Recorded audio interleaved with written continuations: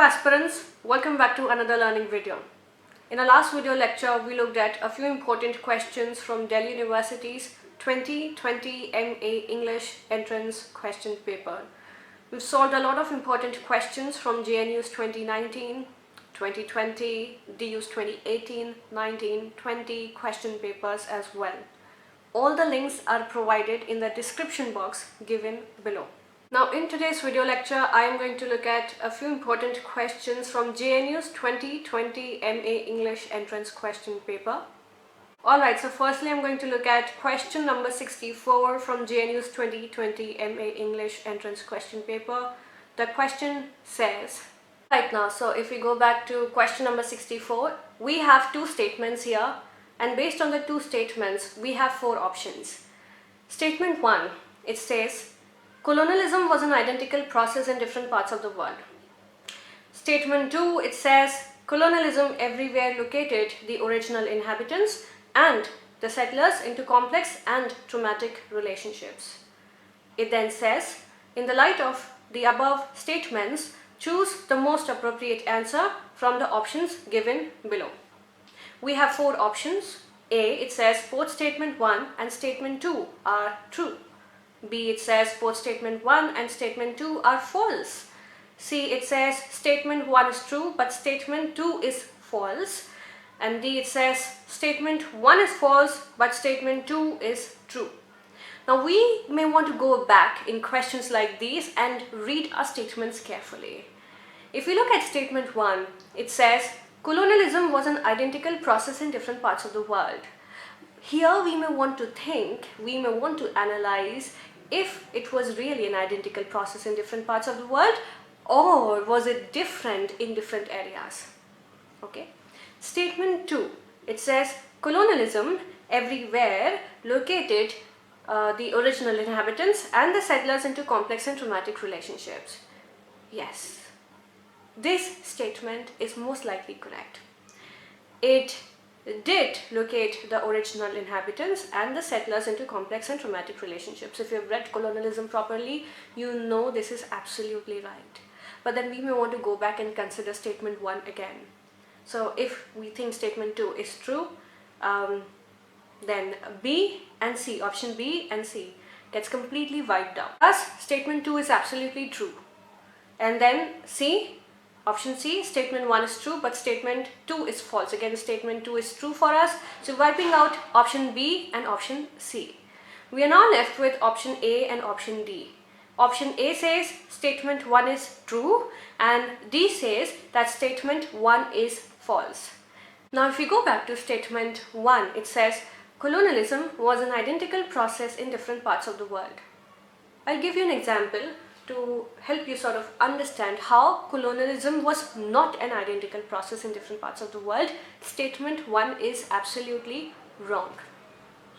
In countries like India, if you look at India, India was completely colonized by Britishers. Hence a lot of exploitation that followed along with it. But if you look at countries like Australia, countries like New Zealand, they were not completely colonized by Britishers.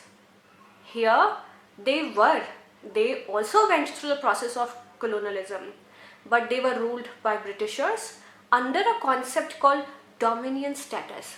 What is that concept called? Concept of dominion status, wherein people elected their head amongst themselves.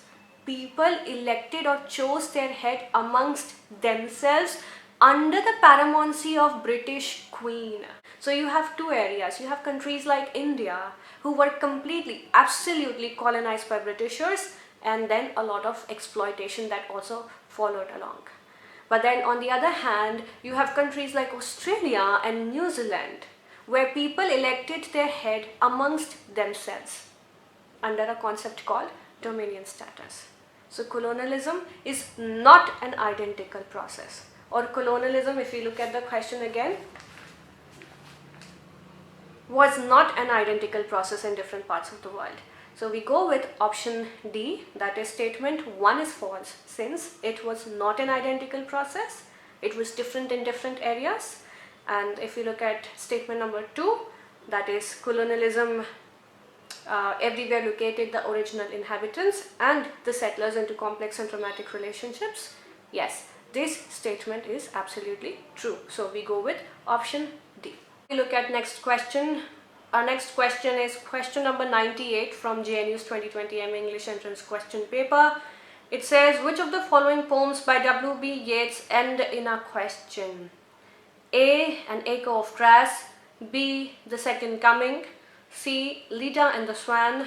D. Adam's Curse. Or E. Easter 1916. Choose the correct answer from the options given below.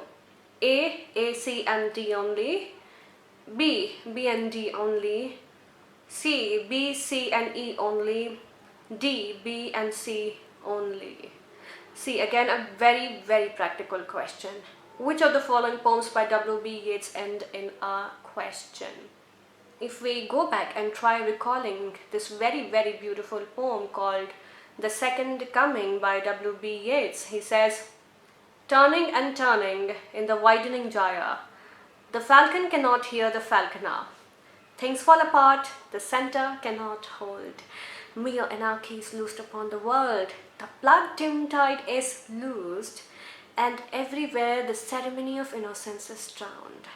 The best lack all conviction, while the worst are full of passionate intensity. And then it says, surely some revelation is at hand, the second coming is at hand, the second coming. Hardly are those words out, when a vast image out of Spiritus Mundi troubles my sight. Somewhere in the sands of desert, a ship with a lion body and the head of a man, a gaze blank and pitiless as the sun, is moving its slow thighs, while all about it reel shadows of indignant desert birds. Darkness drops again, but now I know 20 centuries of stony sleep were vexed to nightmare into a rocking cradle. But what rough beast, its hour come round at last, slouches towards Bethlehem to be born. Slouches towards Bethlehem to be born, and there's a question mark there in the end. So this is our first answer, the second coming. Yes, this poem is in. Being so caught up, so mastered by the brute blood of the air, did she put on his knowledge with his power? Oh, the indifferent beak could let her drop, and then there's a question mark in the end. So I go back to the question paper. It says, which of the following poems by W.B. Yeats end in a question? Now see, these kind of questions makes us realize the importance of studying literature not only carefully but also very, very mindfully.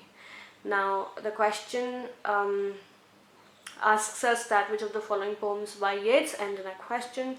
Here we have two options, that is The Second Coming and Leda and the Swan, that we just discussed. So the correct answer is B and C only. Right, so it's a wrap. I wind up my today's video lecture here. Thank you so much for joining me to join our M.A English Entrance classes. You may call us at 88650 28865 or log on to finlandacademy.com for any information related to our courses. Also, all the video links related to DU's 18, 19, 20 question papers and JNU's completely solved 2019 question paper, few important ones from 2020 also. All the links are provided in the description box given below. Thank you so much for joining me here again. We'll meet you soon in our next video. Take care till then.